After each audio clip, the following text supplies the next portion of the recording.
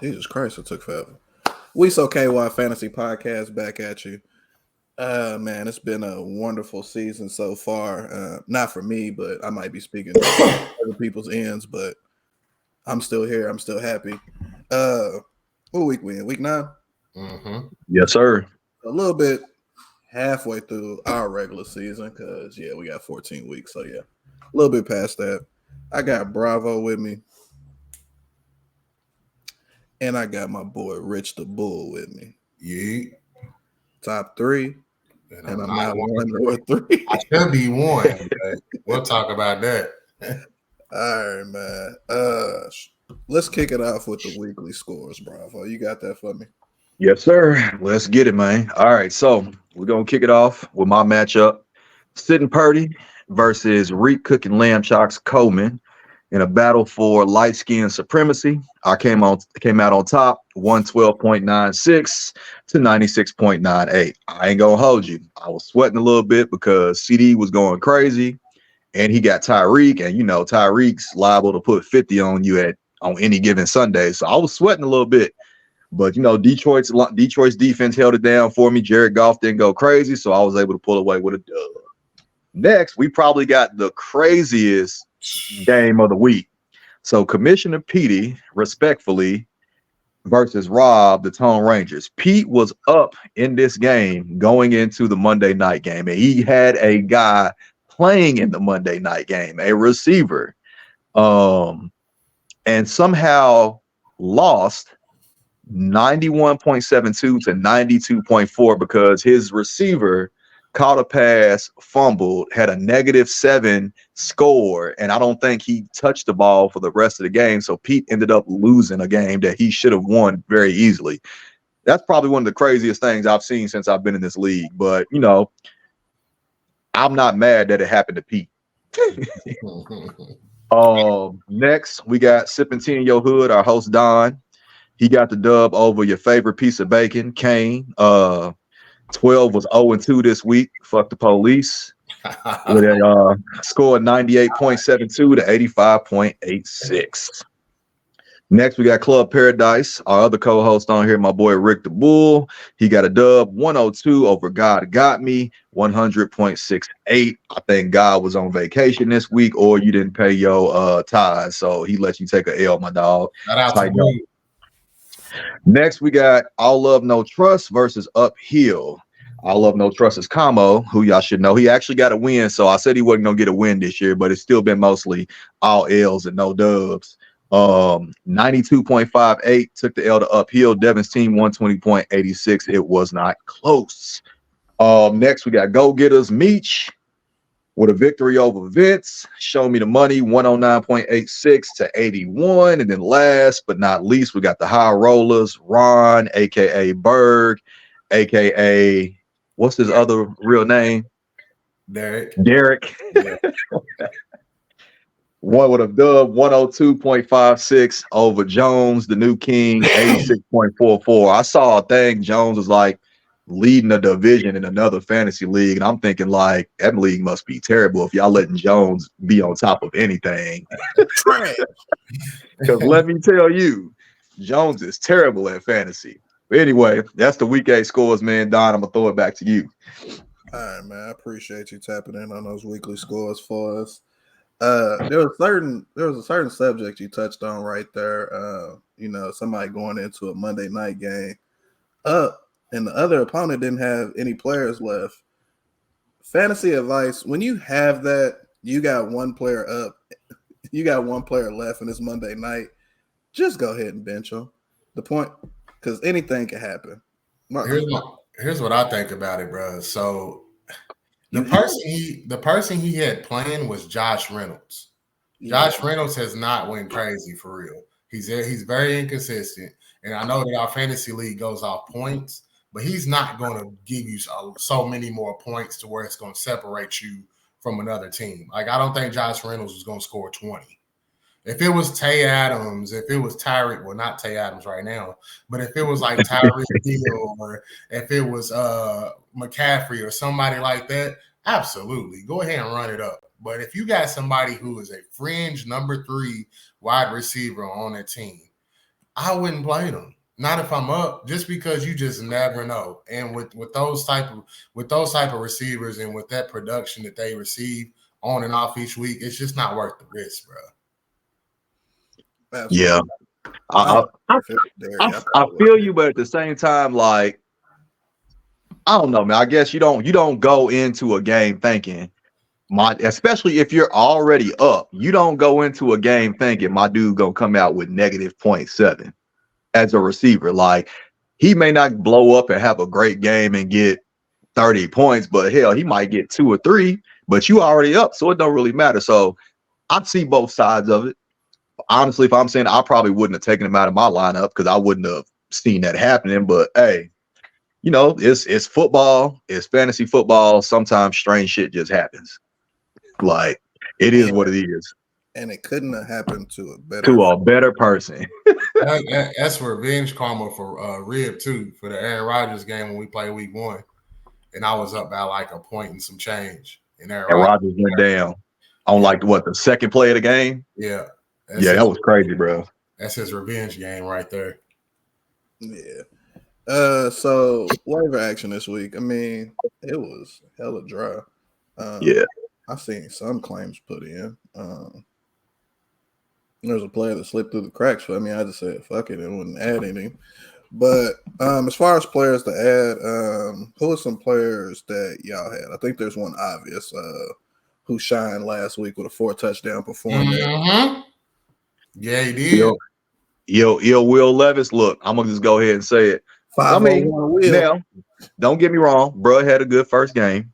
I'm happy. I want him to be successful as a UK fan, but I was not a big believer in Will Levis. Now, jury's still out. Game 1, he played great, but I need to see, a complete, a good rest of the season. Like if he balls out like this the rest of the season, I admit that I was wrong about it, and I'll move forward. But he had a great first game. I'm sure somebody went and scooped him on the wire in our league because somebody has a great game, their reaction, like everybody goes crazy. It's like, oh, let me go get him. So I'm sure somebody picked him up. But yeah, Will Levis, if nobody scooped him in your league, probably a good chance to go and get you a quarterback. Other than that, man, I can't really think of anybody, bro. Like the waiver was really dry. Like I think the only thing I did this week was add a defense. That's it. I mean, let's tap in on that game. Let's talk about Will Levis's performance. Rick, what do you think of it? He went against the top 10 defense in the NFL right now. And his weapons, he did have DeAndre Hopkins, who y'all know how biased I am towards him. He's still all world to me. But he had DeAndre Hopkins, Traylon Burks, who's a second-year unproven receiver. And he went out there in his first game and threw 4 tuds, no interceptions. Now, of course, he had a couple passes that where DeAndre Hopkins had to be DeAndre Hopkins, where the ball was thrown behind him and Hop had to catch the ball. But he was very accurate. He threw a dime to Nakeem Westbrook or whatever the guy's name is, the receiver. I think he had a really good game. Like Bravo said, the jury's still out. I've been on the side of thinking that he was going to turn up when he got his chance. And if it continues to be this way, then, I mean, I was right. He already has more passing touchdowns than Anthony Richardson. Shade. Bravo. Well, I mean, that's because Richardson can't stay healthy, though, bro. I got to give him. I mean, if we're going to be honest, I wasn't a huge fan of Anthony Richardson coming out of college either, but hey, we'll see. Nah, for sure. But Anthony Richardson did play 4 full games, but Levis got that in one. That is very, very true. Very true. Yeah, Rick, you touched on something that I wanted to touch on. Because I was watching some All-22, and I happened to come across Will Levis and stuff. Hop definitely saved him on a couple passes. Yeah. Hop is Superman. But he also made some great throws as well. I know one of the touchdowns, the defender slipped, and the ball was hella behind Hopkins. Like, if dude didn't go down, that Hop probably still would have caught it. Let's not even lie. It was 1-on-1. Hop probably still would have caught it. But he had some faith on the side. I definitely want to see him ball. They was in them throwback Oilers uniforms. I love him. Mad I traded him in the Dynasty League, but yeah, I mean, Bro, It is what it is. the thing is, bro, and here's the thing that a lot of people got to understand too. With quarterbacks, sometimes the quarterbacks are great, but sometimes the receivers make the quarterbacks great too. So Oh, yeah, absolutely. there's a lot of Absolutely. quarterbacks that don't make the perfect throw. But if you have a Devontae Adams, if you have a DeAndre Hopkins, if you have a Jamar Chase, a Justin Jefferson, you just got to get the ball there. Basically. As long as Will Levis does that and doesn't do anything boneheaded, Hop will get him there. He showed it on Sunday. So absolutely. Hop And was you know, Hop was yeah. just happy somebody was airing it out, man. Like actually giving him a chance. And that now helps DeAndre Hopkins' fantasy value because you got to think before Will Levis got out there, Hop was dead in the water. yeah, Like, wasn't nobody checking for Hop on the fantasy radar. Now you got you got this young kid who got a big arm. He can throw it down the field. mm-hmm. It's DeAndre Hopkins back up to maybe where he used to be. So it's interesting. I hope that he proves me wrong. I hope he's successful, man. That way I can talk a little trash and say UK got a good quarterback in the league because we thought we had one some years ago, but he turned out to be trash. But that was also a situation of a receiver making a quarterback, Craig East. But we ain't gonna go there tonight. Nah, yeah, let's not go there, bro. Yeah, Man, that's wild. But Rick, there was something you wanted to talk about, such as trades and approaches. I'm gonna let you marinate and cook on that one. What you want to talk about as far as trades and how people approach them? Well, first, before we get there, I do want to point out two waivers because, and I just seen who you pick up, and I can't believe he wasn't picked up in the waiver go around like you was just able to add him.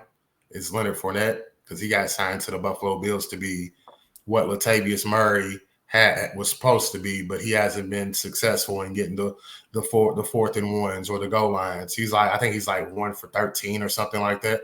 So that's why they picked up Leonard Fournette. So you might get him as a kind of like a touchdown vulture or a goal line. So I know he's been available in every league. I had him in my dynasty league sitting, and I completely forgot about it. Another one that you can look at because Sam Laporta, who's clearly the best tight end, rookie tight end out of this class so far. He's on bye, and I think there's a couple other tight ends on bye. I'd look if Gerald Everett's out again. I'd look at Donald Parham from the Chargers because Mans is like 6'8", and he had a good game this past week. He caught a touchdown. I think he had like 40 or 50 yards. So that'd be another tight end get. And then surprisingly, I seen in like 47% of the leagues, Darrell Henderson is still on the free agent. And I don't understand why. Because like he's clearly the starting running back. I know Sean McVay was throwing out all these different mysteries. Oh, we're going to include Zach Evans. We're going to include Royce Freeman, which Royce Freeman has been getting included, but it's clearly Darrell Henderson's job. And from what I'm reading, he's going to be the number 2 when Kyron Williams come back. And we don't know when he's coming back. They said his ankle sprain is pretty severe, so they're thinking week 13, week 14 is when he's coming back. And from a fantasy aspect, that's all your regular season games, so you can run with Darrell Henderson until the end. So those are a few that I've seen that you should definitely pick up. Besides obviously Will Levis and Donovan Peoples-Jones. Him going to the Detroit Lions, I think, is a good refresh because I think Derek will get him the ball. Yeah, I think that's also going to have some fantasy impact on what's receiver Pete had for Detroit. No, not James. Josh Reynolds. Josh Reynolds, yeah, that's probably going to knock Josh Reynolds down the depth chart. Yeah, People Jones is a solid receiver, so I can see that having some fantasy ramifications for him. Again, he wasn't a big scorer, but again, he won't be getting the targets that he was getting now that you got this new guy coming in. So yeah, that'll be an interesting. That was a good pickup for the Lions for real. Absolutely. But as far as the trade thing, and I think we've talked about it often with trades, all the three of us for sure. I just wanted to get y'all's idea of an approach because we're in the same fantasy league together, and obviously, I brought up in our fantasy chat yesterday, we haven't had a trade yet, and I messaged yourself. we did. We did, but it was vetoed. That wasn't even vetoed. There was some. Oh yeah, that wasn't veto. That was some backstabbing going on right there. That was a Watergate scandal right there, man. But now I've been in the league 7 years, and this is the first year that I haven't seen a trade. I know y'all said it was like Cutthroat Island before I jumped in here, but since I've been in here, it's been a trade every year.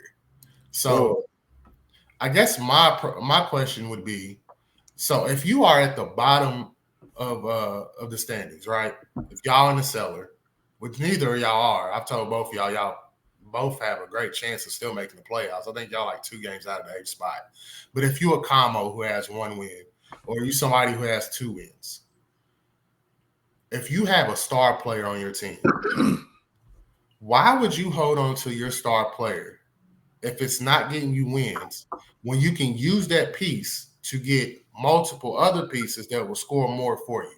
For example, because I think the approach is from his aspect, and I'm not speaking for him, but if I'm thinking right, it would be, well, if I trade with this guy, he's trading me a starter, but he's also trading me somebody that's on his bench. Well, you can't look at it that way because the person you're trading with is in the playoffs. The person you're trading with is at the top half of the field. So if he has somebody on his bench, it's just because they have somebody better. That doesn't defame the person that's on the bench. Example: I have Cortland Sutton on my bench. Cortland Sutton has been a very solid wide receiver this year. I think he's averaging like 8 or 9 points a game. So if you at the bottom and you have an Alvin Kamara who's getting about 15 points a game, and I didn't offer him this trade, I'm just saying hypothetically, I offer him a Javonte Williams and a Cortland Sutton for a Kamara. And his stance is, I'm not doing that trade because Kamara's better. What would y'all think of that? If you at the very bottom and you have a receiver that's only getting 2 points a week in your lineup, so for me, it would depend. Like if I'm at the point where I'm at a complete playoff contention, I'm not helping nobody else win. If I felt like there was an opportunity for me to possibly move up, then I would consider the trade because I'm looking at it like, because I mean in that scenario, like if you got a Kamara getting 15, you got Javonte Williams and Cortland Sutton, which Javonte Williams is probably gonna ramp up a little bit coming on the back end of the season.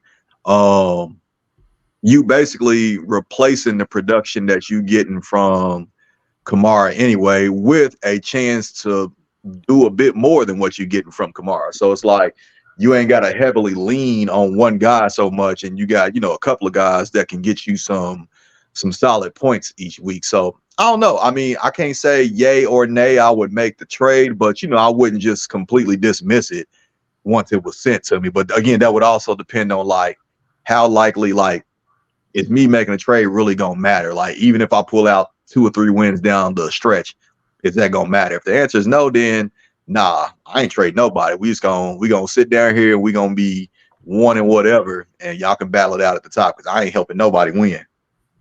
I got you. So I guess I'm 1-7, right? It's week 8. I'm not 1-7, but I'm just saying hypothetically. I'm 1-7. And it's week 8. And we have 6 weeks left. Camo's not out of the playoffs. If you have 6 weeks left, he's not out of the playoffs.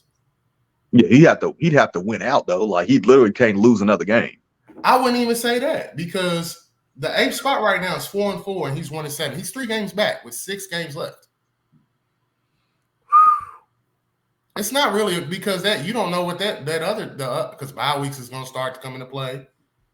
You don't have, so you never know. So if I still have that hope of making the playoffs, I guess my question would be, I have 7 losses. So why wouldn't I try to trade to get myself up there? Because the team I have right now obviously isn't working. If I really want a shot at making the playoffs, why wouldn't I trade my best asset to get a couple assets that would make my team better? You'll get a running back and a wide receiver that's going to score more points than my best asset weekly. I don't think that in our league that people think like that. I think they think, oh, this person's trying to get over on me. Instead of like genuinely going to look at the players and being like, okay, statistically it makes sense. I think a lot of GMs go off names. Oh, for sure. But like even like there was a trade with me and Don that we had a conversation about that we didn't make. But I was like, he asked me about Javonte Williams, and I was like, He's coming off an ACL. I've been seeing his workload's about to ramp up.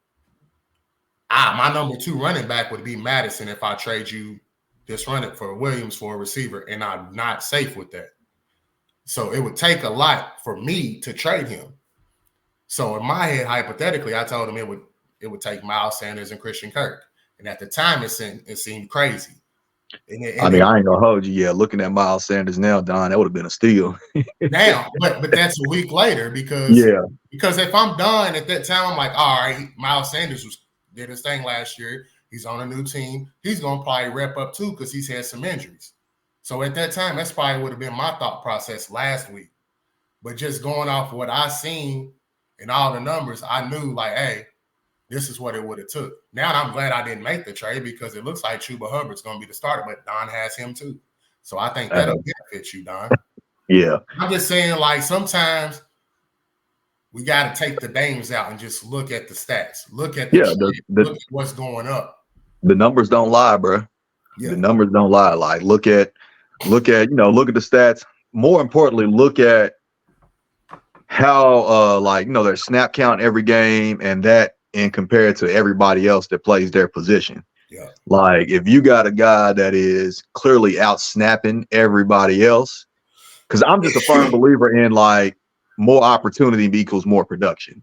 Mm-hmm. Like, so while like you might get a receiver who's getting 10 targets a game, and he may not be cashing in. In my eyes, I'm thinking about that like, well, he's getting 10 targets every game. At some point, he gonna start cashing in. So yeah, like that's a player that will be attracted to me. So yeah, it's a lot of things to consider, but like you said, like you just got to look at the numbers, stop going based on like names and things like that. Just look at the actual like numbers on stuff, and it will make more sense in your trades. But like you said, like I don't think people really do that in the league. One, because, well, I mean, for good reason, people think people are trying to get over on them. I mean, we've clearly had some, shady things happen behind the scenes in the league, so I can understand like people having that mindset. I don't know. Like I said, again, for me, it would just depend on like how I feel like my season is going. But if I feel like I absolutely had a chance, I would entertain trade offers for sure. Because to keep it a buck, bro, Don could have treated Puka Nacua the first 4 weeks as Jamar Chase. Man, Puka Nacua won, but people would have been like, "Oh, it's Puka Nacua." No, it's not, bro. He put up better numbers than Jamar Chase the first 4 weeks. So absolutely. Week 3, if Don says Puka Nacua is on the trade block, he can warrant a package that would get if he traded Jamar Chase. But people will be like, "Nah, it's Puka Nacua," and that's what get people messed up in fantasy, bro. That's why some people don't win. That's why some people don't make the playoffs, because you can't look at names all the time, bro. Man, you gotta look at the numbers, bro. Mm-hmm. I think in our league, people just simply want to clearly win the trade. Yeah. With some people that I've definitely discussed some things with, they just want to clearly win and like dominate the trade on there. And I was like, this is gonna get vetoed. I was like, 1, I'm not stupid. 2, this ain't even gonna go through. Well, and even in your sense, Don, because you're not right now, you're outside looking in on the playoffs, right? Why would you trade somebody to where they would win the trade? I'm trying to make my team better. While also assisting you in your journey of trying to win a championship. Absolutely. So it has to be even, bro. Like it got, or there won't be no trades. And I know there's a lot of GMs that's not happy with their team, bro. I promise you, they not. I can help a lot of GMs right now with the receivers. Like, I was like, absolutely. Don't nobody want. Hey, man, I told y'all boys, I got tight ends for sale. You do. Hey, when people see a trade from me, they look at it sideways. With all due respect, you probably should. Not even gonna hold you. I was gonna come holler at you, Bravo, but I ended up getting commit on waivers. I was surprised by that. Yeah, I was surprised by that. I got 3 of them boys over there. Hey, Taysom. You know what's crazy, bro? They project Taysom Hill low every week, and it's just like I don't understand it because he's very involved in the Saints' offense, dog. Mm-hmm. I got bro in my dynasty league too. I don't even play him. I should. Like, I looked at him last week and I was like, Actually, the only reason I didn't play him was because he was questionable. I didn't know if he was going to play or not. But if I knew he was going to play for sure, he would have been in my lineup. Bro came out with 21 points last week. And he hooped the week before. He was the second. Guess he was the only person who outrushed him carries wise was Alvin Kamara. So they leaning more on Taysom Hill than they are on Jamal Williams and whoever the other running back is. So like that's when you talk about somebody that could be a fantasy X factor, because bro gonna throw the ball, he gonna catch it, and he gonna run it, fam. But he's listed as a tight end. That's low key a cheat code. Yeah. So for all you fantasy GMs out there watching us right now, just take some advice. If your team's in the cellar, but you still got a chance to make the playoffs, go to the table with somebody who got stuff that you need, and they also need stuff that you have. And go to the table and try and make a reasonable trade to get back into the hunt. Don't always think you need to win a trade. Sometimes you just need that one piece to get back into the hunt. It's okay to break even in a trade, bro. Like, it's okay if the trade benefits both parties. Like, nah, you're right, though. It is how it is, man. Everybody like, I need to win the trade. No, bro. It's okay if both sides win, bro. Like, that's the purpose of a trade.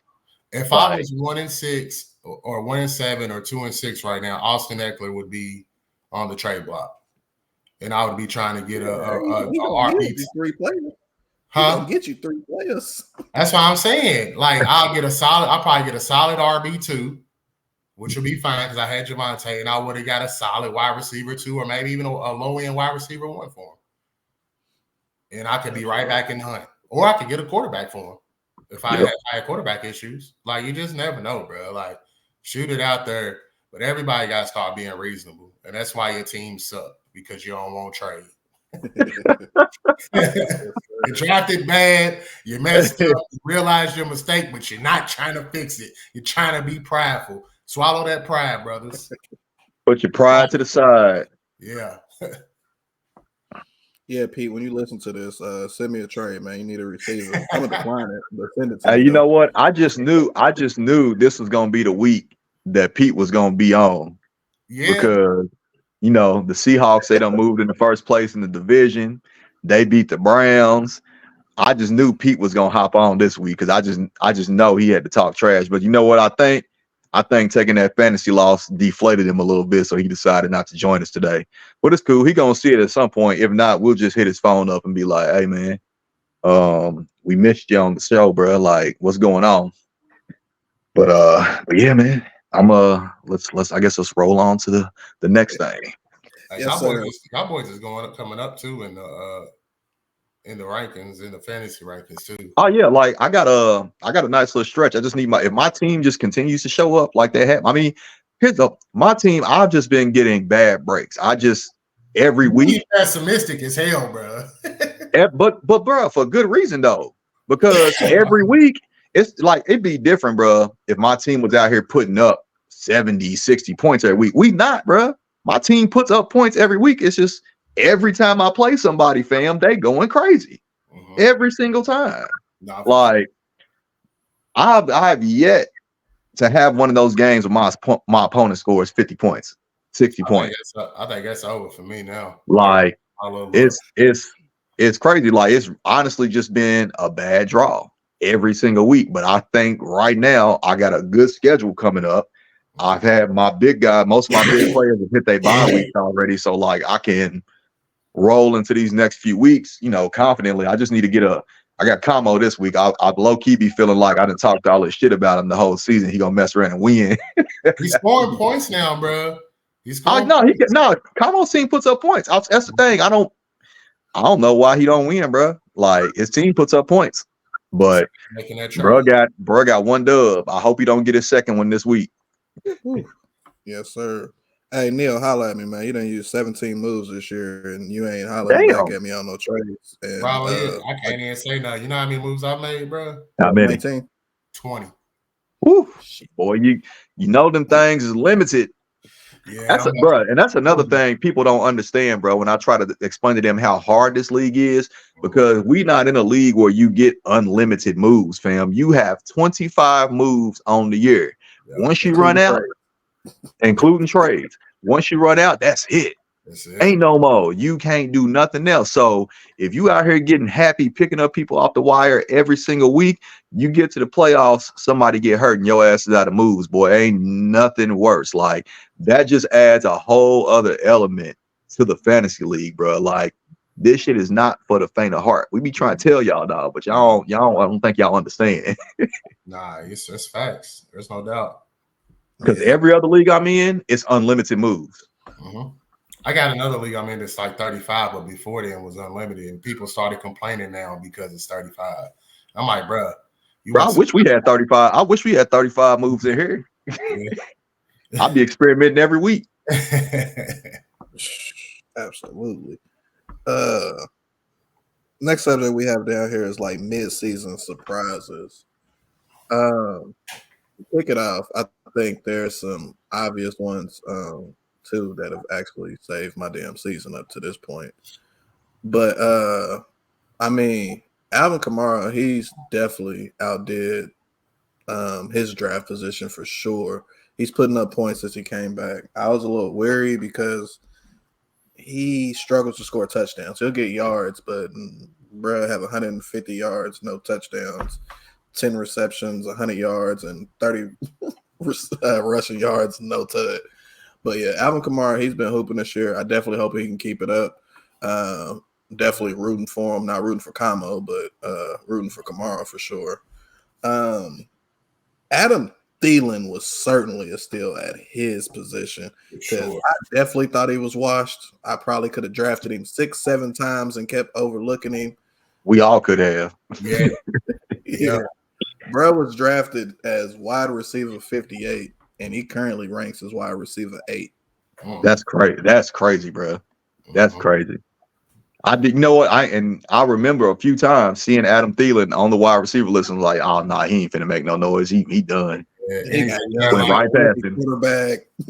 Went right past him, bro. Didn't even think twice about it. Me too. Mostert's up there. He was drafted around, what is that? Running back 40. Currently, he's running back 5. Yeah, because him and Jeff Wilson was kind of like matched up, and I think Jeff Wilson was the next round. So I think they did that because they didn't know who was going to be. So whoever picked Mostert picked right. But also you got to factor into A-Chain's been hurt the last few weeks too. Yeah, because I guarantee you, if he ain't injured, he definitely out there vulturing some of those touches from Mostert. But don't get me wrong, Mostert balling though. Like what's crazy is both of them were in the top 10 when he was healthy. Yeah, that's wild, bro. Yeah. But that's just the Dolphins offense, bro. It's so explosive. Like, legit, if you can get one of the Dolphins, like, star players, you got a solid fantasy guy. Like, if you can get Tyreek, Waddle, Mostert, or A-Chain, you got a solid fantasy player, bro, if they on Miami's team. For sure. Yeah. And I want to say between Nakua and Laporta, those two might be the steals of everyone's draft. Absolutely. Tight end, there's not many of them that ball. So when you got one that's drafted where he was drafted and he's top 5, you won. Yeah, that's like a win right there. Yeah, it's a down year for tight ends. I feel like in fantasy, though. Like, again, the only one you're gonna get consistently going crazy is Travis Kelce, but that's because Travis Kelce is the only thing the Chiefs got on offense for real, like outside of Pacheco. But from a receiving standpoint, like it's Travis Kelce. But like other than that, man, it ain't a lot of tight ends like going crazy. Like you got some guys that have good games, but it's been like wildly inconsistent from tight ends. That's why I was like, I got the guys I got. They've been somewhat consistent. Like Logan Thomas, I think was forgotten about by a lot of people, but you know, he's super athletic. Like he was a quarterback in college. He's big. He can run. He got good hands, bro. And you know, Sam Howell looks for him a lot. Like I think he sees like 7-8 targets every single game. And then you got the rookie tight end for Dallas, Ferguson. I can never remember his first name. I'll keep wanting to call him Jake. I don't know if that's right or not. But it's something. Is it Jake Ferguson? Okay. Yeah, he's solid too, bro. Like it ain't a big target. He don't get a lot of targets, but he catches almost all his passes. That's a plus. So don't be afraid. Like if you see like, oh, he's only getting 5-6 targets. Yeah, he might only get 5 or 6, but I promise you, he gonna probably catch all 5 or 6 of those targets. And he a good red zone threat, bro. Like Dak looks for him in the red zone. So Ferguson, Logan Thomas, they not big name tight ends. And if you're in a league of people who don't really know what they're doing, they're probably available. So if you can get one of those guys, like that's a big up. And like I said, Taysom Hill, the Swiss Army knife of tight ends, dog. Like I don't understand why he's not rated higher than what he should be because he's, again, the Saints use him a lot in a lot of different positions. So, yeah, tight end's been wildly inconsistent. So if you can get somebody who can give you like 8 to 10 points maybe throughout the week, like that's a come up. I think Trey McBride's about to ramp up too with Zach Ertz. I was about to mention him. He's available in one of the leagues I'm in. I'm trying to figure out which running back to drop. I already got 2 tight ends, so this is going to be trade bait because everybody ain't got tight ends. I mean, and Kyler's about to be back next week, and you know he had that rapport with Zach Ertz, so and Ertz is out, so I think McBride's about to turn up. Poor Ertz, yeah, bro had 10 receptions, about 80 yards, and a touchdown last week. He hooped for sure. Yeah. Y'all got any more surprising players? I mean, there's definitely been a couple. I'll give you one. David Montgomery. Yeah. Because correct me if I'm wrong, but I'm pretty sure they had in the fantasy rankings, Jahmyr Gibbs was rated ahead of David Montgomery. He's second round ADP. Yeah. Yeah. So David Montgomery's been a huge surprise. Like, I mean, I just thought, he's gonna probably end up being like a power back, and they're gonna use him and Gibbs as like 2 change of pace. But shit, he's led the way when he's healthy. So that would be my surprise. Yeah, you already mentioned my other guys. Laporta has been great. Nakua has been great. Yeah, that's really it, man. It ain't a whole lot of people outside of the regulars like just going crazy this year. I got ETN done boomed the past couple of weeks. He has, but that's because Montgomery's hurt. No, I think ETN. ETN. Yeah. Well, I mean, that's what I thought that was what they expected ETN to do, though. Hey, Don. Yeah. What's up? Rick was wrong, bro. Nah, I wasn't saying it because. Nah, I know, but I'm telling you, bro. You know, I admit when I'm wrong, bro. I was. ETN is an RB1 for sure. I'm gonna name somebody this year. Yeah, this year. I'm gonna name one. I'm gonna name somebody that's a surprise to me. Letting Russ cook. Russell Wilson has been hooping, bro, all season. Russell Wilson's stats is better than Patrick Mahomes' stats this year. Go look it up. And he was just dropped in our league. And if he had a game this week, he'd be my starting quarterback. Let Russ cook. Well, you might want to go scoop him, though. Now with 20 moves. Big Money Brock will be back next week. I'm going to take my chances with him. Brock Purdy. Yeah. Nah, yeah. My app is going crazy right now, but I was going to pull him up. I think he was the 13th player in fantasy right now, though. Russell Wilson? Mm-hmm. Yeah, I don't know what's going on with the Yahoo app right now. Like, I can't do nothing. Yeah, I ain't even got it. I ain't even gonna open it up. Yeah, he was. But, wow, you said he's top 10? No, I 13. said he's probably top. He's a top 10. He's top 10 quarterback. Yeah, nobody expected that. I think everybody was off the Russ bandwagon after last year. Yeah, I'm gonna pull him up in the ESPN league that I'm in. Because Russ was doing everything but cooking last year. He's a number 11 quarterback in ESPN.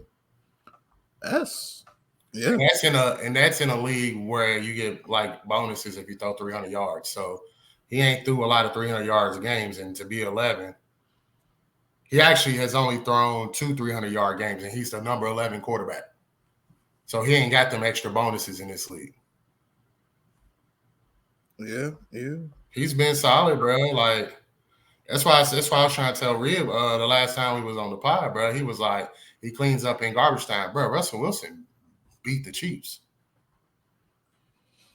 The Broncos' defense was good, but Russell Wilson did his job against the Chiefs, bro. He did. He threw 3 tuds. That was didn't nobody see that one coming. He ain't have a lot of yards passing, but he had 3 tuds. Like, hey, I'll take them 3 tuds. He's cooking. He ain't cooking no filet mignon. Let's ride. Let's ride. Broncos country. Let's ride. Yeah.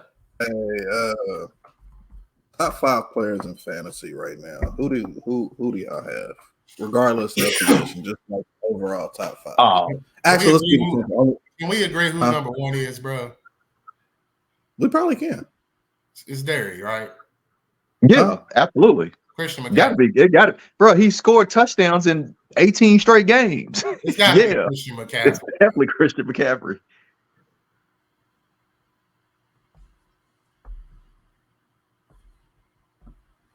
He don't. He's Like, not a quarterback. He don't get to pass the ball, and he's up there with the quarterbacks in scoring in points. Like, bro, he's one of the only running backs I've ever seen. I looked at Ribs' team like last week, and bro was projected to get 19 points, bro.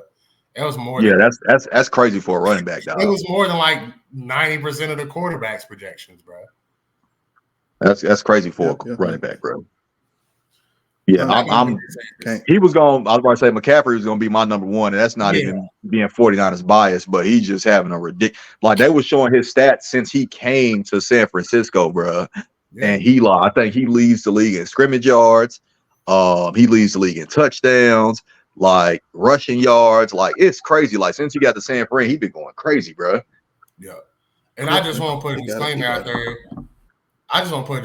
there. I'm not gonna have a quarterback as my top two yet because the quarterback has the ball in their hands all the time. So that's true. For me, number two would be Tyreek Hill. Absolutely. And then I would go Josh Allen and Jalen Hurts. In that order. And Jalen Hurts is approaching Josh Allen to me. What about all right, here we go. Stir the pot a little bit. I mean, I know it's been he had that one monster game, but what about Lamar? He's been too inconsistent. Jalen Hurts and Josh Allen both are gonna get you 20 or better each week. Besides, I think there was 1 week Hurts first week he got like 12. But I think Lamar had 11 this week, if I'm not mistaken. After that monster game against Detroit. Yeah. No, I definitely like Derry at 1, Tyreek Hill at 2.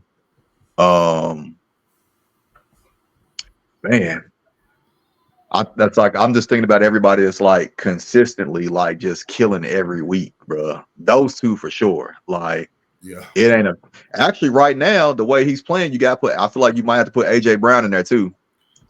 Right now, yeah. Because, bro, what do you have like 5 straight games of like over 150 or over 125 receiving yards or something like that? Yeah, I'd probably put him at 5. Yeah, like I feel like you're gonna put Jalen Hurts up there. You gotta put AJ Brown in there with him because they coming as a package deal right now because Brown been going crazy. Yeah.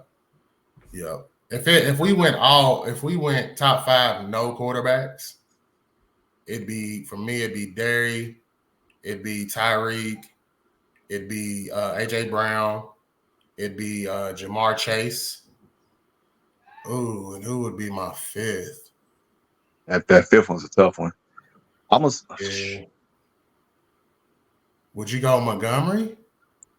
I mean, you could, but it's like it's a bunch of other guys. I feel like because they haven't done it. Like those first 4 guys, it's been basically every single week. Yeah. Like every week they doing it. Everybody else, it hasn't been every week. It's like they've had weeks where they've been hot, and they just had weeks where they've been all right. Because you could say the same thing for ETN. Because ETN lately has been on a hot streak and he's been going crazy. Yeah. Damn, who would I put at that 5th spot?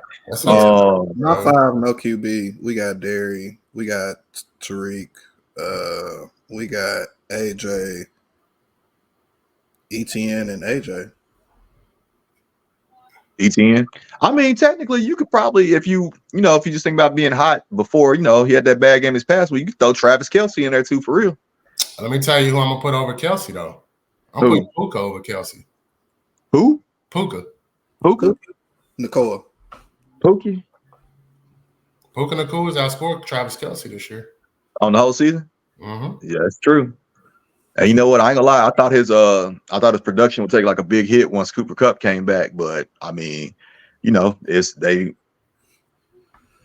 working him in there, bro. The way around, he's fucking up Kupp's production. Yeah. But I'm cool. I'm definitely cool with that. There's something the commission wanted us to talk about as far as Caleb Williams comparisons, and is he it? I'm gonna tell y'all, I won't cook first on this one, man. Yeah, you got it. I I don't think he's going to be successful in the NFL. He's I too think you cocky. say that. I think his attitude. He got all the talent in the world. His attitude is what's going to get him messed up. He's going to have a target on his back. I feel like he's going to rub his teammates the wrong way.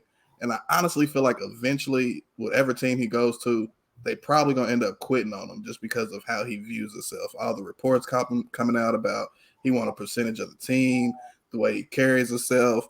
I mean, honestly, bro, we talking about possibly one of the greatest quarterbacks in college football history, and bro can't even make the playoffs. Yeah. So if you can't lead your team in college, I know USC's defense is atrocious. It's terrible. But the Pac-12 is also atrocious. I mean, it's what, them, Oregon, and Washington. Washington. Yeah. Washington's probably a toss-up between Washington and Oregon for the best team in the Pac-12. Yeah, I was just thinking he'd at least be able to carry him. I thought they would be smarter, probably try to hold the ball to keep the defense from being on the field. But I just think his attitude is what's kind of going to take him out the way. He might have a good year or two, but like overall success, I think is going to be one of those. Well, damn, one of the greatest college prospects history, busting the NFL. As far as comparisons, I mean, you compare him to a lot of people. He got a little bit of Mahomes in him. Shit, I can't think of nobody else. That's kind of what I see in him. He's real reckless with the ball, honestly. He lets his talent kind of take over and does some dumbass shit, quite honestly. He gets away with a lot. Seen some terrible passes from him. I'm like, bro, you so lucky you'll receive a coach. And it's, but you can do that sometimes at the college level, but that changes when you hit the NFL. Real quick. Because receivers ain't gonna go up for that bullshit. You're gonna try to get them killed, bro. Yeah, I'm with you on like the Mahomes comparison. I think that's probably like his close comparison. That's what I've seen from a lot of people. Got a little Brett Favre in him. Yeah. How do I think he translate next level? I don't know, man. First of all, y'all have heard me over the years how I feel about quarterbacks that play at USC. And I understand this ain't Pete Carroll's USC. It ain't, but it's still USC. And who was the last good quarterback that got drafted high to USC that was good? Probably Carson Palmer. Carson Palmer. But he had them years with the Bengals, and once he left Cincinnati, he fell off hard. Mm-hmm. After that, though, every quarterback that came after Carson Palmer was drafted high and was trash. Don, also, don't bring up Darnold either, bro. Huh? I'm about to say, Don, don't bring up Darnold either, bro. Huh? Don't bring up Sam Darnold, bro. Don't do it. No, don't even mention Sam Darnold. Okay. Nah, bro. Now, I will say this. I feel like, I feel like from a talent standpoint, I feel like Caleb Williams is a lot more talented than those guys. He can absolutely do it, but I'm kind of right there with you, Don. I don't know if he has the attitude to do it, bro, because it's also the thing, like, there's rumors going. I ain't gonna say rumors, but people start throwing it out there now that USC got a playoff contention that he might just say, "Oh, I'm done for the year. I'm gonna get ready for the NFL."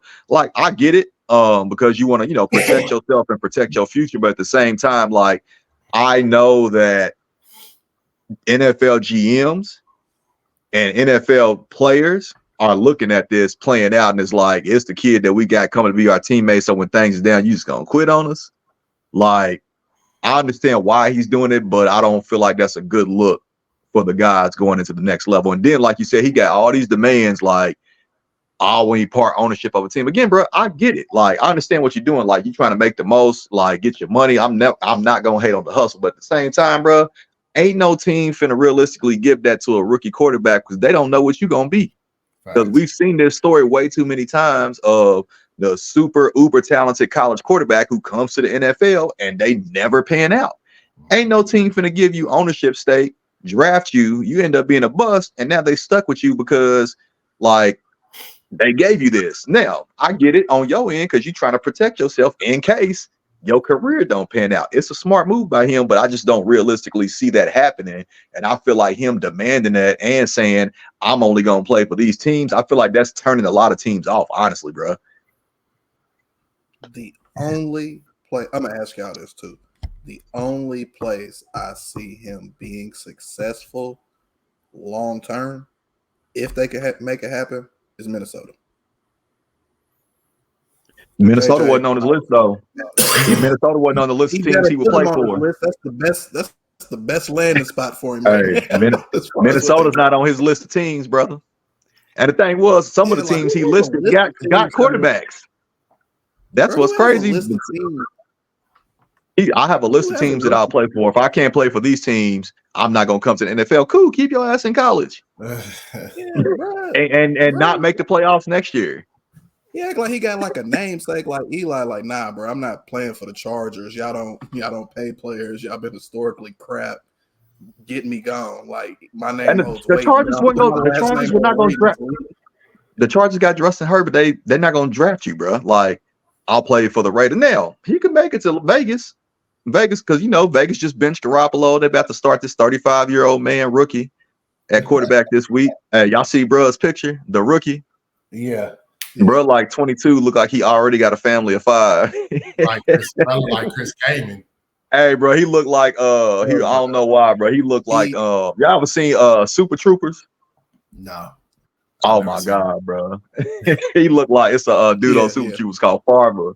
Bro looked just like Farver, bro, from Super Troopers. But yeah, man, like, so I don't know, bro. Caleb Williams is interesting. Like, I understand why he's doing the things he's doing because he's trying to, protect his future. But again, I just feel like you demanding all this and you haven't yet to take a snap in the NFL. It's turning teams off. Like, you thinking it's like, oh, we the only teams that got a shot. We gonna get him. I feel like teams looking at him like, I don't want the headache. So we'll see. Like, he's still gonna get drafted high. But it's like, if the teams that you say you have this list of teams that you play for, what if one of those teams don't have a high draft pick? And what if one of those teams don't have anything to trade for a high draft pick? And what if the team that has a high draft pick don't want to trade? Then what? You just not gonna play for them? Like, come on, bro. Like, huh? Yeah, like I'm just saying, bro. Like, it's a lot of guys, bro, that are out here busting their ass because they dream is to play in the NFL. So they're like, I'll be grateful to play for any team that wants to pick me up. You feel me? So I don't know. I just don't like the attitude of saying I only play for certain teams. Like, it's a lot of people that dream to play in the NFL, bro. You have the opportunity, but you coming in with this arrogant attitude. And I mean, outside of winning the Heisman, what have you accomplished? So I wanted to point out that there's another thing we fit in with. There was an image that came out that I seen, and I think I posted it in the fantasy chat of his stats and record against teams with weak defenses against teams with good defenses. I guess that might have been opponents versus unranked opponents versus ranked opponents, and it's a big difference. It's a big difference, bro. Damn, I wish I think I still have the image. But I just have to look for it. But nah, it's not good, bro. Damn, I wish I had it. I'm gonna keep looking. I'm gonna look for it, and hopefully I can find it. But just to touch on it, I mean, honestly, I kind of see a little Aaron Rodgers in Caleb Williams. As far as like he's accurate. He can throw on the run. He can run the ball when he needs to. That's what Aaron Rodgers was in Green Bay. True. Before he got older. The only reason why I don't want to put Mahomes on him, bro, is because Mahomes is just different. That's true. Also true. I think I found that image, Rick. You got it? So, yeah, against 9 top 25 teams, he has 23 starts. Completion percentage is 70.3%, averaging 317.2 passing yards a game, with 78 tuds versus 7 interceptions. Versus the top 25, he's almost unrecognizable. 5 starts, 51.4%, 172 passing yards a game, and touchdown interception ratio is 1-to-1. 6. Wow, that's all. That's all. 6 interceptions. 6 interceptions. I will say, so damn, like, that doesn't look good, bro, because it's it looks like your numbers are inflated because you're not playing good competition. Yeah. But it's like you put like it'd be different if it was a minor drop off. That's a huge drop off. Bro, Yeah, ever like since we literally gave him everything's that fucking ass whooping, ever since we gave him that 4-touchdown ass whooping a few weeks ago, it's been downhill for him, bro. It'll be interesting to see what happens, bro. It'll be interesting. Like, hey, one of his teams on his list ain't picking top one. Hold on, bro. What did say? Somebody said is that because of the lack of NFL? He has. Oh yeah, Jerry Rice's son on the team. Yeah, Jerry Rice's son is on the team. What's homie's name? Zachariah Branch. Yeah, he's like a freshman, right? Killing. Yeah, they got talent, bro. That ain't the case. Yeah, I wouldn't say that. Like a lack of talent don't make your completion percentage drop by 20 points. Question for the person who asked this. Is a question for the person that asked this question. Who's Drake May throwing the ball to? Exactly. I can't name a single receiver on North Carolina's team. Can you name another player? Forget a receiver. Can you name another player? Plays for UNC. I mean, not every quarterback that comes out is throwing the ball to NFL prospects, bro. Yeah, that ain't the case. Anthony Richardson didn't throw the ball to no NFL wide receiver. Lamar Jackson didn't. Nope. Like, did Mahomes? No, I doubt it. He was at Tech. He was at Texas Tech. And Crabtree was before him, right? Yeah, he wasn't there with Crabtree. Crabtree was there years before Mahomes came to the league. Hell, Crabtree, I think Crabtree was out of the NFL before Mahomes got there. Yeah. I'm not gonna say it's a lack of NFL talent, bro, because if you're killing against the 9 top 25 teams with that same talent, not every 9 top 25 team is bad. Exactly. Like, there's some good top 20, or there's some good teams outside the top 25, bro. Like, if he went against UK, you think he gonna go crazy? I don't know. Way our secondary play, he might. I don't know, bro. But like I said, again, if it was a small drop off, I don't feel like it would be that concerning. But that's a huge, huge, huge drop off in his numbers, bro. A huge drop off. Like 20% on your completion percentage is crazy. And you go from 70 something to 50. I'm a huge fan of Caleb Williams. I would love Caleb Williams in New York. I would love Caleb Williams with the Giants. Love it. But I'm saying he can handle your media. Huh? No. You think he can handle your media? Wasn't the Giants on his list? New York is on his list. Yeah. They are. But I just don't. I can't foresee him being successful in New York. He's gonna complain about the weather, playing outdoors. He a Cali. Yeah. He ain't gonna like that. But I think the Rams will be another nice spot for him, keeping him in Cali. Sean McVay might be able to do something with him. I know Cup is towards the end of his career, but you got Nakua, you got Tutu Atwell, who's been surprisingly hooping, homie out of Louisville. Guy got some wheels on him. Atwell was cold in Louisville though. Yeah. I like him in Tampa, bro. Is that like him in Tampa's, thinking that Tampa's gonna be able to keep Mike Evans? I mean, even if they don't, they got Chris Godwin, and they can draft another receiver. Yeah, absolutely. I think tight end. That'll probably be a good division for him to go to too. Yeah, because the NFC South ain't that great right now. He'd be nice in Atlanta, throwing the ball to Drake London. Listen, if Atlanta gets a quarterback, they could be a problem. Sure, they got one. Heineke. Yeah. Hey, I don't know what they was waiting on for that, bro. Like, Ritter has been terrible all year, and they're like, "Nah, we're gonna ride folk out." Nah, man, sit that man down. Bro, it's not it. Sit him down. That's great.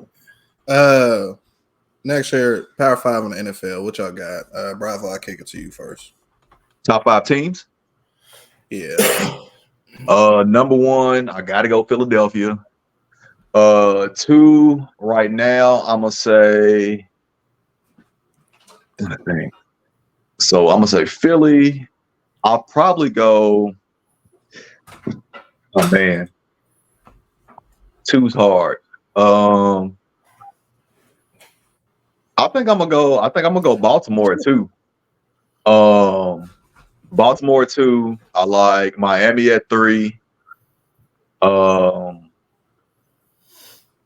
I'll say Dallas at four. Even though it hurts my heart to say it. Uh, I go Buffalo 5. Hey, bro, I love the fact that you're not biased. Right. I swear I thought you was gonna throw San Fran at the end. Nah, bro, we just lost 3 games in a row. We don't deserve to be. We don't deserve to be in the top 10, let alone the top 5. Anybody who says otherwise is crazy. Y'all would be if y'all was healthy. But we ain't, and we lost 3 in a row, so we not up there. Respect. I got Ravens. And 1? No, I'm not gonna talk about one, bro. It's a curse. Ravens. Hold on. So where's Ravens at? Where they rank? Now this is a top 5. You get a top 5, you gotta give them rankings, Don. Now they at 2. So who's at 1? We know.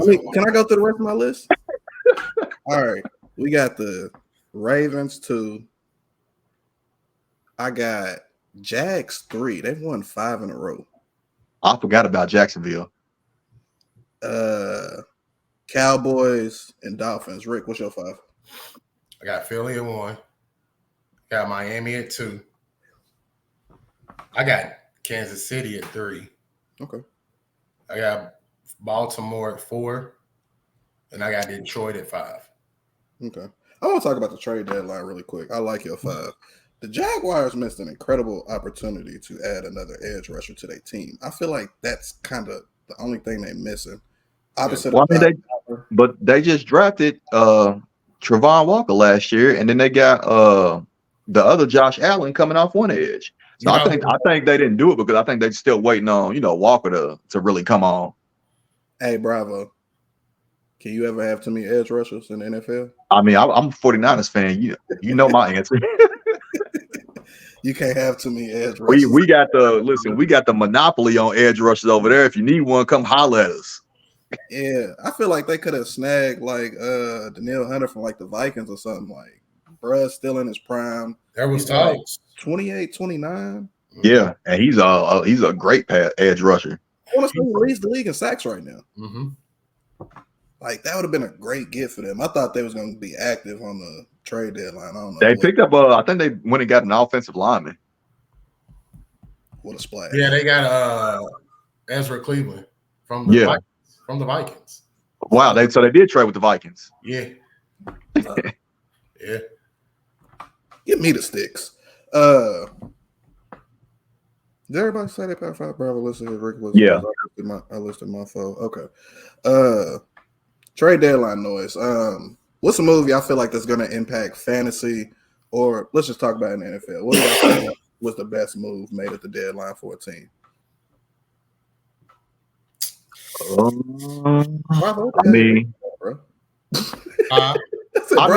Bro, because y'all already know how I feel about this, dog.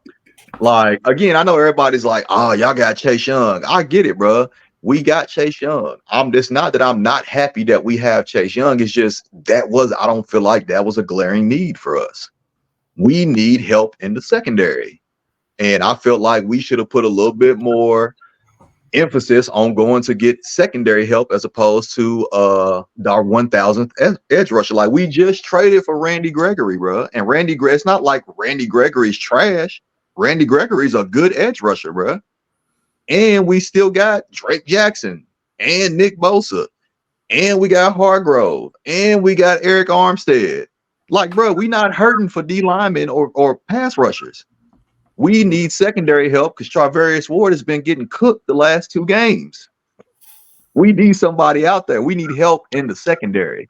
So I was really hoping that we would go and get a corner. I really wanted Jalen Johnson, but the Bears was like, nah, we ain't gonna move him. Like, why even put the trade talks out there, bro? If y'all ain't trying to make no deals, like, just shut up.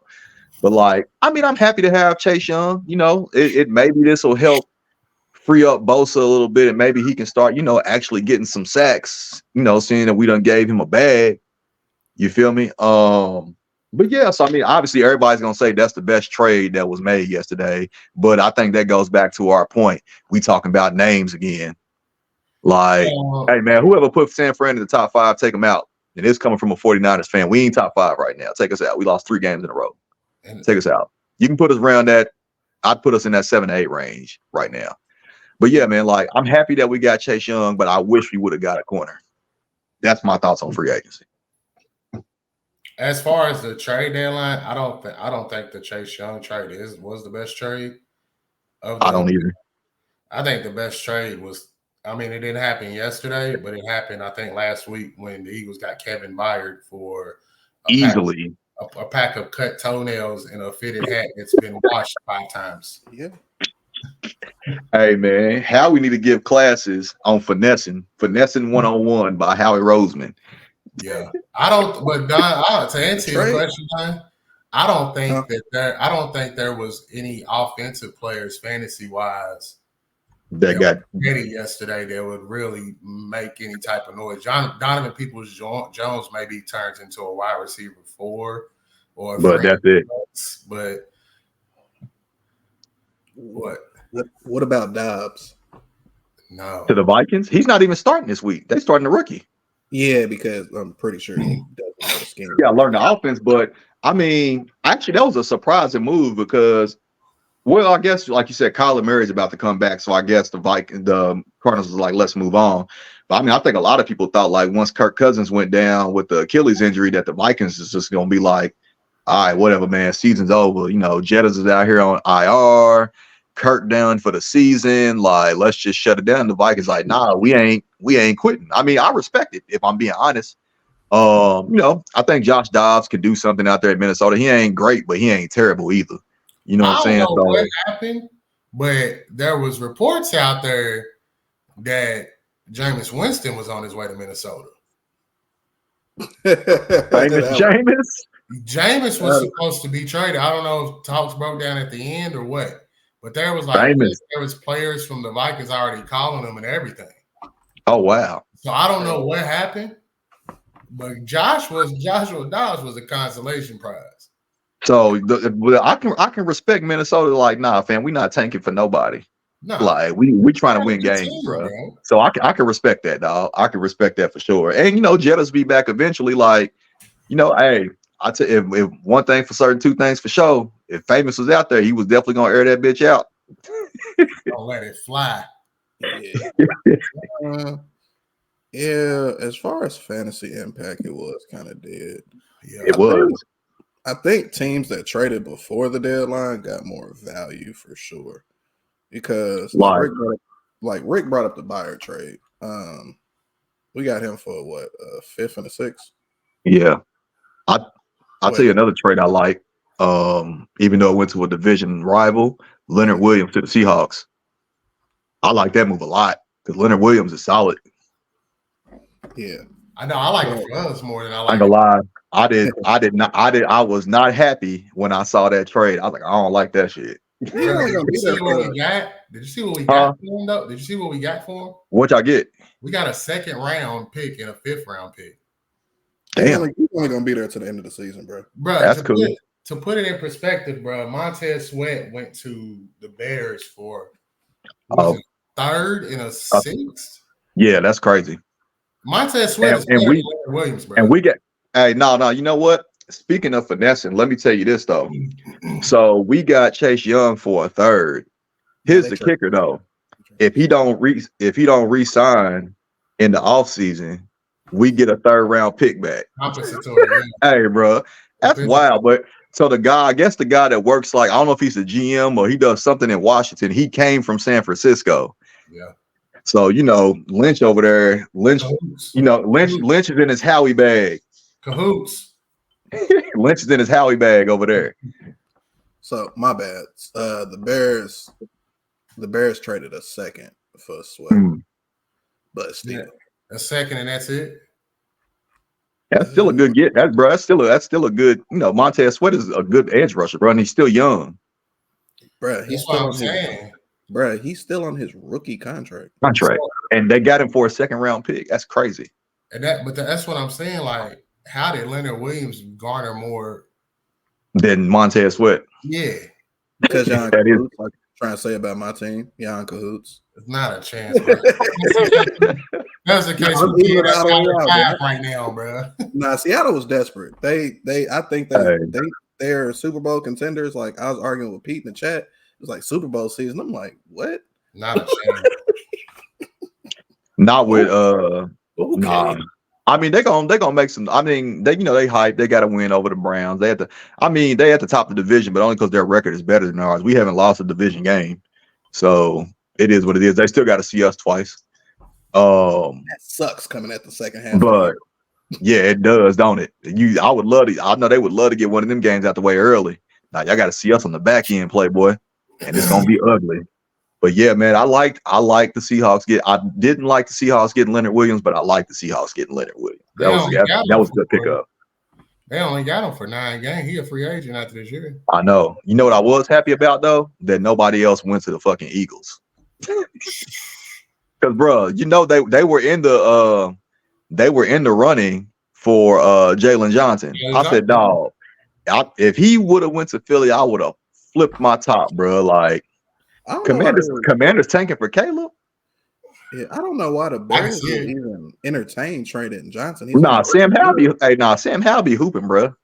It's because Jalen Johnson wanted to be traded. Yeah, but I understand that, but you gotta work that out. Bruh's still on his rookie contract. He's only 24.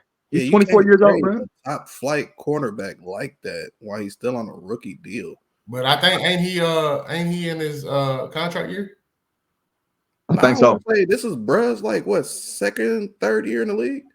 Because I want to say what you don't want to do is have somebody say I don't want to be there, and then it's his contract year, and then next year you got to tag him because he doesn't want to stay there, and then boom, he's not gonna play, so you just wasting your money. Yeah, when you could have got something for him. Yeah. It's not a trade at that point, but I mean, I won't keep him as cheap as he is right now. I mean, the Bears don't have a lot of defensive options, bro. But the thing is, Don, they also this is year 4 for him, bro. Year 4, my bad, bro. The thing is they're not gonna win. They're not winning anything. So you might as well get value for him now. Yeah, get some assets, man. Exactly. Get you some assets for him now, bro, while you can. You get first. You could, they could have got like some, some pretty high draft picks for Jalen Johnson and possibly turned that into another starting corner. Yeah. So basically, like what the Commanders did. Yeah. Even though they in my division, I'm hurt what they did to that defensive line, man. They had 5 first-round picks on that D line. Well, now they got 3. But, hey, I mean, it is what it is, bro. But I don't think they tanking for Caleb Williams, bro. I don't think Washington's tanking. Plus, I don't think Caleb Williams wants to go play for Ron Rivera. Don't nobody want to play for Ron Rivera. That turf trash, that stadium's trash, should be falling apart. I remember. Yes. Jalen, the fans almost fell down on him, tore his ACL and everything. Fuck that stadium. Don't nobody want to play for that organization, bro. That was like that's the organization. But they under new ownership now, bro. So they're gonna turn. They're gonna right the ship eventually, but it's gonna take some time. If I'm going there, can we see first? Bravo. Yeah. 2 years, bro. Magic Johnson's part of that ownership. Yeah. Another meme where it's gonna be like, I ain't gonna be here. Like he did with the Lakers, bro. We gonna get the same thing. Nah, you might be right, man. Because I think this might be Magic's first time dipping into the football lane. So we're gonna see. It is. We're gonna see, bro. I tell you what though, like coming from that area before I moved back down here, bro. When I tell you them folks was happy to get Snyder out of there, bro, they could not wait to get him away from that team, bro. They were excited, fam. Bro's a slumlord. I want to end the show with this. I wanted to talk about the Raiders and what they're doing as an organization. Stinking it up. Yeah. So, I'm going to give y'all a recap of the last 5 years for the Raiders. 2018, they signed John Gruden, 10 years, $100 million contract. 2018, They traded Khalil Mack and Amari Cooper, and those picks turned into Josh Jacobs, Damon Arnett, Brian Edwards, and Jonathan Abram. Damn. 3 of those guys I just listed out of the 4 are no longer on the team. One of them was a legend in Madden for me. Abram. Hey, Rick. Hey, Abram was the greatest defensive player of all time under Rick. In 2020, the Raiders had one of the worst drafts in NFL history. First round, they had Ruggs, cut. Damon Arnett, cut. Bang. Third round, Lynn Bowden Jr., traded. Brian Edwards, traded. Tanner Muse, cut. John Simpson, off the team. And another 4th rounder, Amik Robertson, who's still with the team. In 2021, John Gruden resigned as head coach after it was revealed he was homophobic and misogynistic and using misogynistic language. John Gruden finished with a 22-31 record as the Raiders head coach. $100 million man, 22-31 record. 2022, the Raiders signed the almighty Josh McDaniels, who always finds a job. Somehow. I know why, but we ain't gonna get into that on here tonight. I need to holler his agency, bro. So 2022, the Raiders signed Josh McDaniels to a 6-year, $60 million contract. Also in 2022, they traded a 1st and 2nd round pick for receiver Devontae Adams and extended him to a 5-year, $141 million contract. This year, 2023, Raiders paid Jimmy Garoppolo 3-year, $72 million contract, and he was just benched in Week 9 by Aiden O'Connell. Also 2023, Josh McDaniels and GM Dave Ziegler was just fired. Josh McDaniels finished his Raiders stint with a 9-16 record. That's what $60 million gets you, 9-16. The Raiders still owe Gruden and McDaniels approximately $80 million to not coach for them. Well, you talking about some good unemployment benefits. And don't forget, bro, also around the time, I think the year right after John Gruden resigned, that following year, Mike Mayock, who was the GM, also got fired. So this is their second GM in like 3 or 4 years too. So you know who the problem is? The ownership. It's Mark Davis. It's Mark Davis, bro. He ruining that team, bro. Does he need to hire an outside firm to get his GM and head coaching in place? Probably so, but will he do that? Probably not. Yeah. So when you got 2 coaches that you owe $80 million to, the Raiders just benched a guy they just gave $72 million contract to. Does Caleb Williams really want to go there? They wallet kind of tight. And they not winning, bro. I will say this, and it probably don't mean much because it's not gonna probably last. I think them hiring Antonio Pierce as the interim head coach was a great move for that organization. The problem is like when John Gruden resigned, they had a coach there. I forgot his name. But they hired him as the interim head coach, and he did a hell of a job with them. He did a really good job with them, and they didn't give man a shot because they wanted Josh McDaniels. Yeah, it's just, you know what? Let me just get on my soapbox for 1 minute, and I promise I won't stay here long. Because I've said this a lot, bro. It's just crazy to me, like how you just brought that up, how the man actually did a good job, but instead of giving the black man a shot as the head coach, they go hire these recycled, washed up white coaches that ain't won shit as head coaches, but somehow they keep getting jobs, bro. I don't understand that. It does not make sense to me. This man has not been successful. Why are you hiring him to lead your team? Like I don't know, bro. It's just frustrating to watch these same coaches that fail time after time after time, and they keep getting head coaching jobs, bro. Like, meanwhile, you got guys like an Eric Bieniemy can't get a head coaching job. Like you said, Antonio Pierce did well, can't get a head coaching job. Like, it's ridiculous, bro. Like, I just had to put that out there. But yeah, Mark Davis is ruining the Raiders. But if y'all seen this man haircut, y'all should know he can't be trusted with nothing else. Because bro's cut, crazy, bro. bro's cut is atrocious. It is.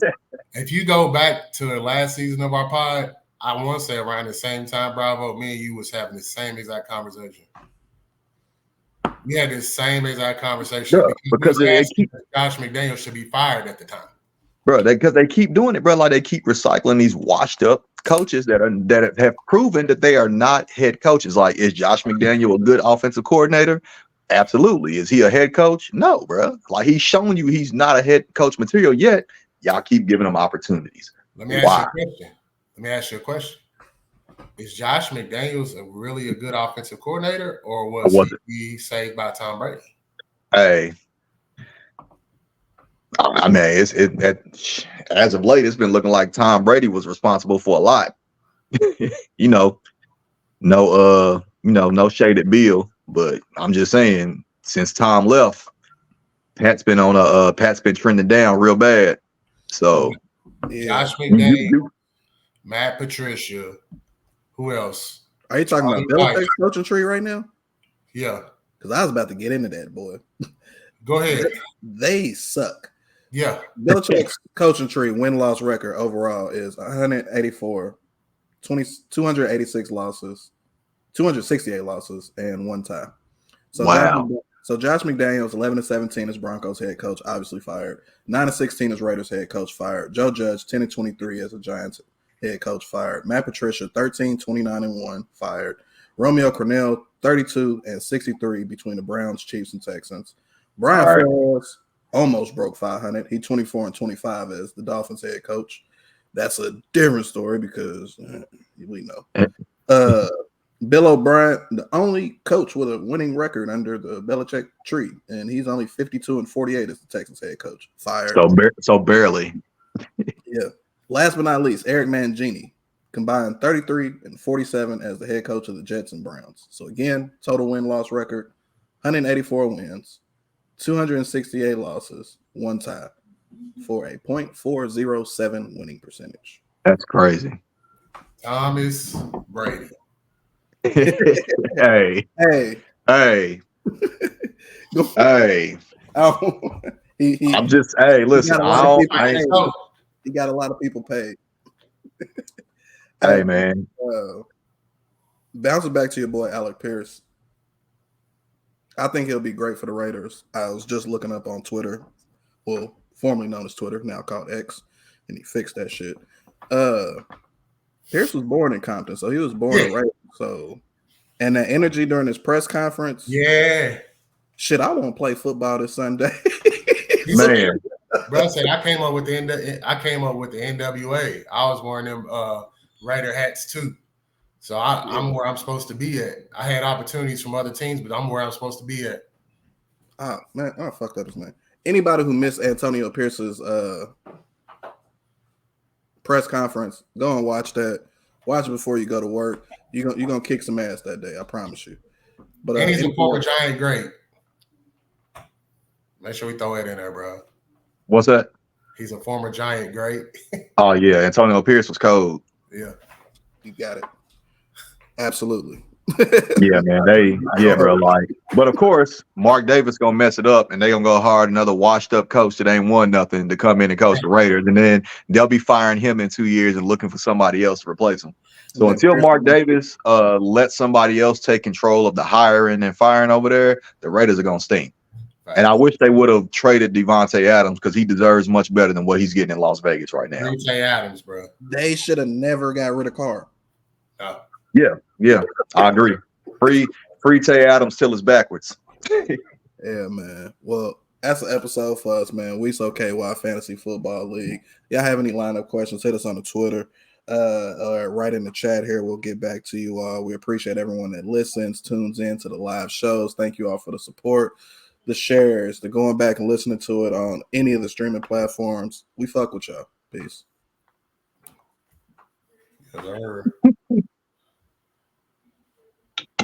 All right, let me